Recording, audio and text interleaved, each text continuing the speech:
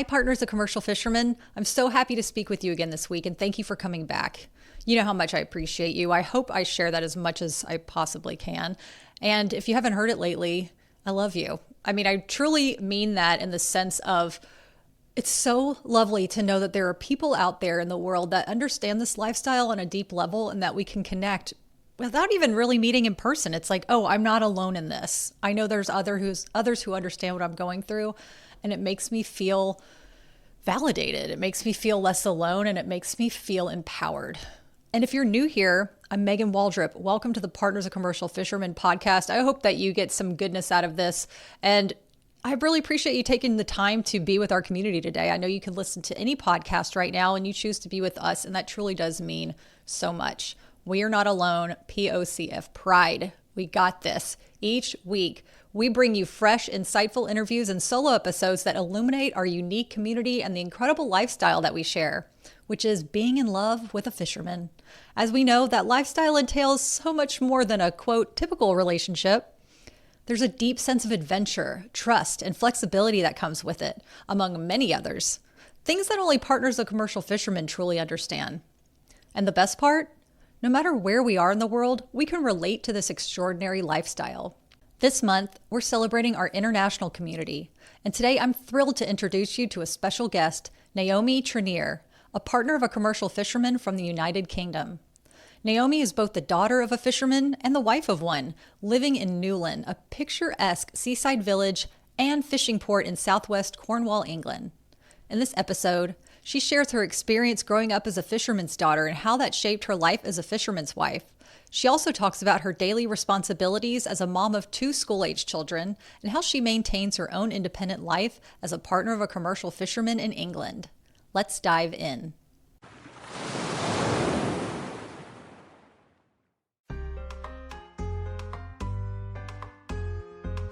I'm Megan Waldrop, host of the Partners of Commercial Fishermen podcast, an extension of an online community for partners to connect and feel less alone. Our podcast invites fishermen, family, friends, and supporters of the industry to learn, laugh, vent, and hear stories about this incredibly unique way of life. What do you say? Let's dive in.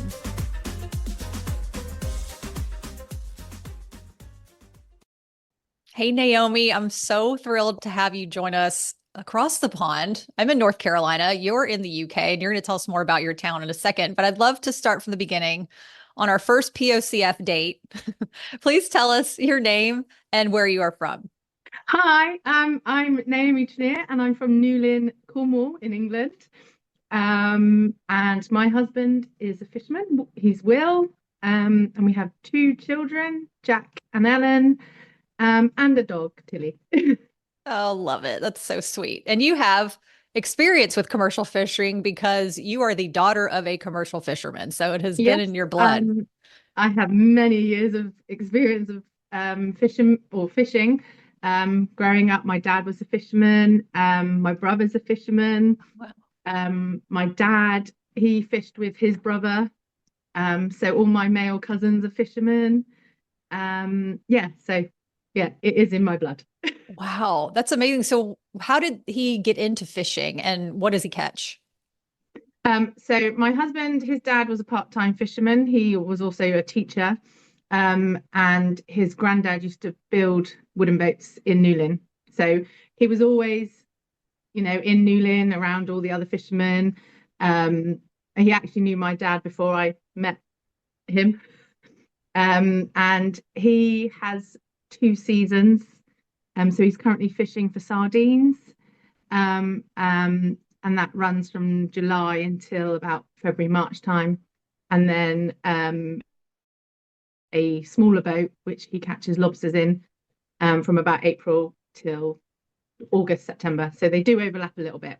Nice. So what months are your off season then? I can't do the math real quick. Well, not many. When he's in his smaller boat, he is a couple of days a week. So he does have a little bit of downtime in the spring. But yeah, once he goes out, they call it ring netting for sardines. Once that starts in July, it's very full on, 6 evenings a week. And it's just obviously it's very full on, and he just goes hell for leather. Yeah. So he's Um, able to come home every night, but he fishes every yes, single day. yeah. So when he catches the sardines, he goes to sea at dusk, just before dusk, because they catch better just before dark. And then, so obviously in the summer months, that's quite late in the evening. But obviously as the days draw in, he goes a little bit earlier. So this time of year, he's going about 3, 4 o'clock, and then he's home again in the evening. But in the summer months, he like sleeps most of the day because he Yeah. has to. And Understandable. that goes on for 6 nights a week, unless it's bad weather. Yeah, Yeah. that's so interesting because I've spoken with other partners across the US and some of us have partners that go off for long periods of time, for Yeah. months at a time. And then some of us have partners that are gone for day fisheries, but it can still feel like they're gone for long Yeah. periods of time because their minds Yeah, are in the absolutely. game. Yeah, it does. It does feel like he's not here. And he's just in bed, like just trying to catch up on his sleep. Um, and then when he goes lobstering, he'll get up 3 o'clock in the morning and he'll be get home again by tea time. And it's just completely different. And he's only out a couple of days a week, so I do have Yeah. him at home sometimes. Yeah, I get that. Okay. And so as an American, and you just said tea time, that just like tickled Oh, me so sorry, much. No, I love dinner. it. Okay. So when you say tea time, that means an actual time of day. That doesn't mean like a time to have Oh, tea, or okay. is it both? Tea time to us is like 5, 6 o'clock. Got it. I always say dinner is lunch. Yeah. And Yeah. supper So is dinner, right? Supper is, or that's how it is for my supper grandmother would say that. supper is tea, or is it after tea? I don't know. I love it. See, we speak the same language and then we all have our own We our do, own yeah. languages. But we speak from the love of a fisherman. So, Yeah, okay, thank you for sharing all that. I have a couple questions too. So you said he's on the smaller boat. So does he have two yeah. boats that he operates from? So he owns the smaller boat, and it's like a traditional wooden fishing boat. And then he has a catamaran, which is about 14.9 meters, I think, to be precise, which he is a skipper of and he's a partner of. So, skipper owner, they say. So yeah, he's Nice. got two boats. Yeah, lovely. That's so nice. They could switch it up a bit. So, Yeah, okay.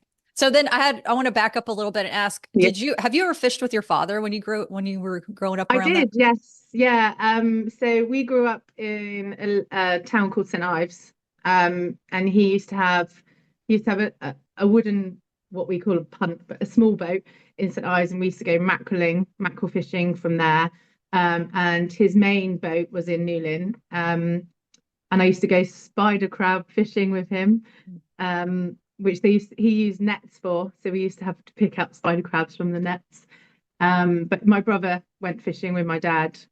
That's how we started out. So, but yeah, I enjoy going fishing. That's so Just don't get cool. time to do it anymore Yeah, because you have two kids and I'm sure because I have lots of two other, children. yeah, Yeah, responsibilities. So, yeah. how did your father get into fishing? Um, I think just growing up in St Ives is one of those things they did. He would bunk off school and go fishing with his brother. Um, yeah, and it's just always been in the family. So Yeah. yeah, That led you to your love of your life, which is yes, great. What a great catch dad did. He brought in a good haul. yeah. And looking back too, because you had mentioned that, or in our email exchanges, how that life has prepared you for being with a fisherman. And I'd love to know through that preparation, what was your mom's role as a partner of a commercial fisherman? Like, what kind of responsibilities did she have? So mum stayed home with us because I've got a brother and a sister, so she just stayed home with us. She she had the support of friends if needed, but we never had or when I was born, we never had grandparents, so she didn't have that support. So everything was on her financially. She kept the house running. She did eventually, once we grew up, get a part-time job and things like that, and she always had a job before us. But yeah, she was just she just kept the house going Yeah. basically and looked after us. Yeah, Well, because absolutely. it was, yeah, dad just worked. Well, it seems like he worked all the time. He didn't, but yeah, he just had to work when he was more tidal, um, rather than seasons. Um, so yeah, he would have some tides off and be fishing the others. So yeah, And that was year round, the tidal fishing? all year round. Yeah, yeah, Okay. And yeah. titles, I learned about this with another person that I'm going to interview soon who's in the Mm, UK Women in Fisheries, which is yeah. how Naomi and I have connected, which I really love this organization. I learned that tidal fishing, and please tell me if this is correct, they go out with the tide. It's a very, very huge tide that if they don't make the tide coming back, they are stuck out there for a whole other tide. Is that correct? Um, Possibly the bigger boats. Um, they there's the spring tide and the neap tide. Don't ask me which one's which. I should know after all these years. Um, but yeah, so like some tides are bigger than the others. Um, and they would, like, dad was a day fisherman as well, so he would come in and out every day. But obviously, if they miss the start of the tide, they could miss pretty good fishing. Um, and yeah, and they get it wrong. It's like the big boats, they go out for weeks because of the tides. So Oh, yeah. wow. Okay. And so that means that the harbor is placed in a way, this might sound like duh, but I'm just trying to get it right. So it's the way that the harbor is set up, right? Because it's set up in a way that the only place that these boats can get out are these big tides. There's no real like So direct our harbour access. is constantly, it was always floating. It's the best way to say it. So St Ives, where I grew up, that is the beach, and obviously they have to go out when the tide is in, and they have to come in obviously when the tide is in. So that they are more stuck to the times they can go. But in Newlyn, it's constantly floating, so they can go out whenever. I love that. Thank you. I ask questions like just I keep digging because if I don't know something, I'm just going to keep asking. And I always encourage partners to just keep asking questions. Like it doesn't matter. It's okay. This is how we learn. Yeah, We can act like we're in third grade and explain it to us like we're in third grade because that's how we are going to understand commercial fishing. Because honestly, it is so vast and so different. Every fishery is completely different. No matter if you're fishing right next to another fisherman, yeah. whatever species he's got going on, it's a different world. So thanks for going down that tide chart with me. That was I should great. know more really after all these No, years. no, I love it. So, okay, we're going to flash forward to your relationship. And I wanted to know, did you know that you were possibly going to end up with a fisherman because of this was the lifestyle that No, you've known? no, not at all. Not at all. No. That's so great. Um, but it works. I think having the background, I'm more lenient, should I say. I'm not sure that's quite the right word, but I know what to expect. It makes total sense because I know me, I had no idea what was going on. When my fisherman said he was going to be gone for 3 months, I'm like, Yeah. hold on. I'm 33 and it's about to be summertime in California. Do you realize the sacrifices I'm making to be in this relationship? And then I thought, do I realize the sacrifices that I'm making? Like, let me just Yeah. pause real quick because it definitely is a shift and definitely like a heart and gut check to realize, all right, am I ready to endure this type of lifestyle that really nobody else that I know where I was could relate to? And, Yeah. I think every woman goes through that at some point, no matter who you're dating. But really, with the commercial fishing, it's like, are you ready for this adventure? Like, it's a whole other layer of adventure and dedication, I feel like, and mutual respect and trust that really goes deep with Yeah, partners. absolutely. Yeah. Yes. Yes. It takes a lot of dedication. Yes, I love that. Yes, absolutely. So I'd love to know, even though you had an understanding of the lifestyle, what has surprised you about being married to a fisherman versus being related to one?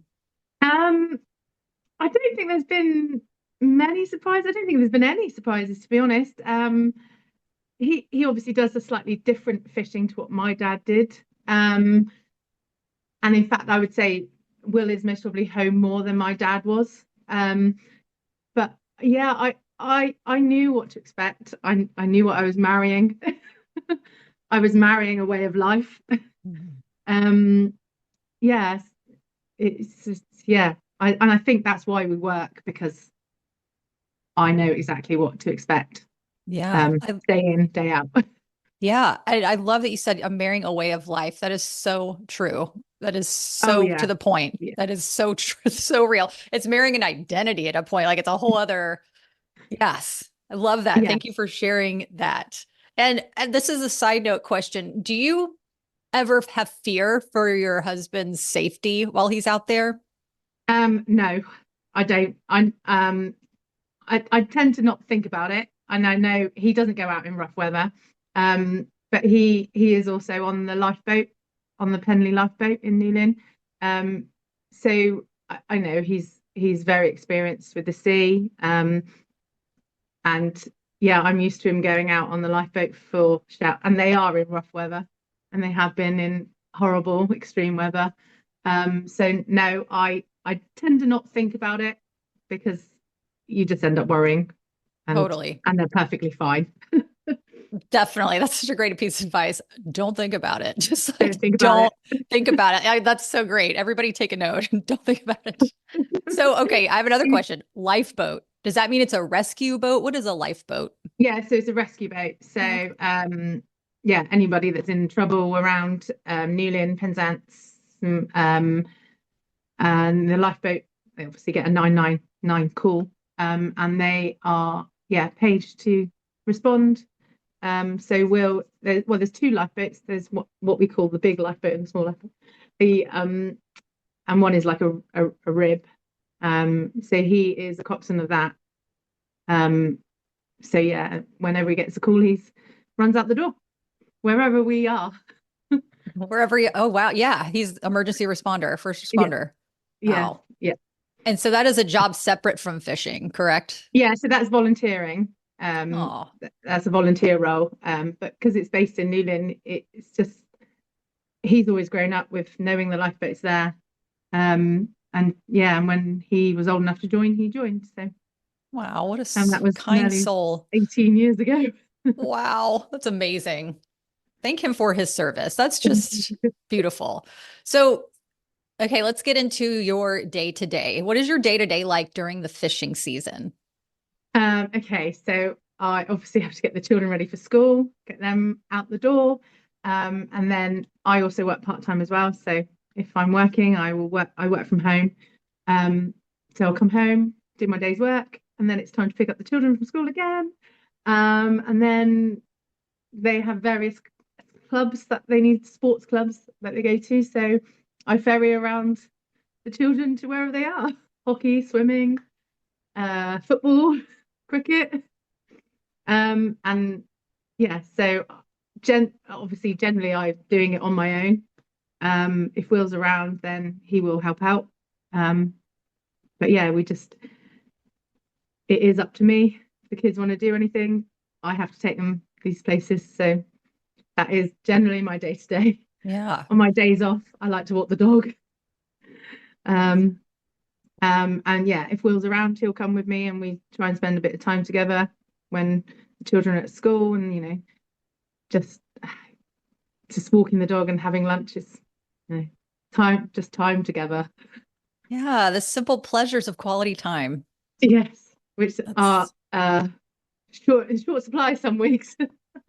definitely understand that for sure. And may I ask if you are willing to share, what do you do for your part-time job? Because partners are always asking, what kind of jobs do y'all have that work with your fisherman's schedule? And there's constantly people asking what each other do for their Yeah. livelihood. So I work for the local council. Um, I do debt management for the local council. So since COVID, we've all worked from home. Before it was in the local offices. So yeah, and it's far easier with our lifestyle that I am at home. So Yeah. yeah, it has definitely worked for me since Yeah. COVID. Yeah. Thank you for sharing that. And that means that you have a financial experience in that way of managing the debts. Are you Yeah, also, yeah, I have a financial background. I'm actually a qualified uh, accounting technician, but I don't really use it these days. Um, but I do some of Will's paperwork and How help him in involved are that you? way. Yeah, in the paperwork. So how involved are you with his business? So you do some of the paperwork. Does that mean do you help manage the money and things like that as well at the home? No, he does the money side of things. I just make sure the paperwork's there in order. Um, do any VAT returns or anything like that. And then yeah, get the paperwork and the box ready for the accountant to do the end of year stuff. But yeah, so I take that kind of strain away from him so he doesn't have to do it. Love it.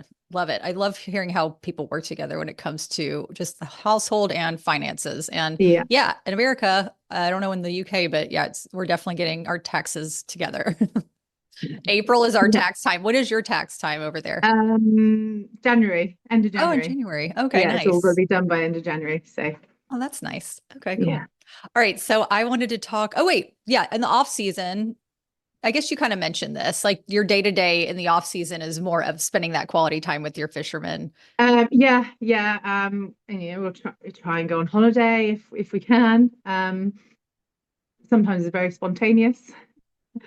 Um, if there is if there's sometimes a bit of a break in the weather and it's bad weather, then we'll just say, oh, we'll just go for a couple of days, with the kids somewhere. Um, but yeah, to be fair, like now I don't feel like we have much of a off season. There is a little bit of downtime. It's just a little bit slower, a slower season. Yeah. Okay, I love it. Okay, so please tell me about your adorable town, Newlyn, because I Googled it and it looks like a storybook. It is so cute and so picturesque. And I've learned, and tell me if this is correct or not, that it's one of the largest, if not the largest, fishing ports in England. Is that true? Yeah, it might be the second largest. I think Brixham might be slightly larger, but not by much. And I think they base that on the amount of fish that goes in and out of it. But Oh, I see. yeah, Newlyn is a lovely village. It is lovely. Yeah, and it's just so quaint. Yes, it is. If y'all need to Google it, it's Newlyn. Yeah, Yes, it is that's right. so sweet. And so it's a village, not a town. Is village town in the UK or? Yeah, no, it is a village. Yeah. Oh, so there is a difference. There is a difference, yeah. So Please Penzance enlighten. is our local town, Oh, and Newlyn is a village. oh my gosh, it just gets better and better. Okay, so please tell me, what does the support to the industry look like in Newlyn? For example, Um, yeah. um, well, we do have like the Fisherman's Mission. I don't know if you've heard of that. They Oh, support. It's a charity, and they support in any way they possibly can. We've in the last couple of years had a young fishermen's network. So just a group of under 40s, I think, and just trying to, boost, the young ones trying coming into the fishing because there's not many youngsters that want to go into fishing, um, and yeah, they're there to help, with their sea survival stuff and any courses they need to go on.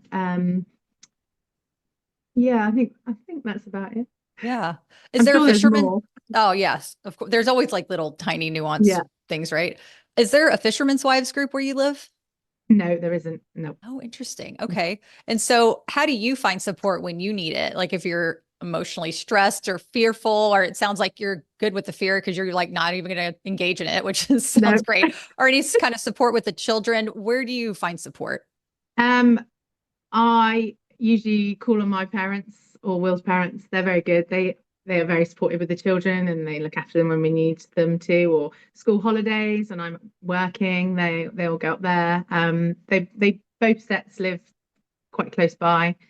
Um, so yeah, I just call on them mostly. I've got a very good group of friends um that, help out when need be and the kids are off doing all sorts of sporting events and we just help each other out and yeah.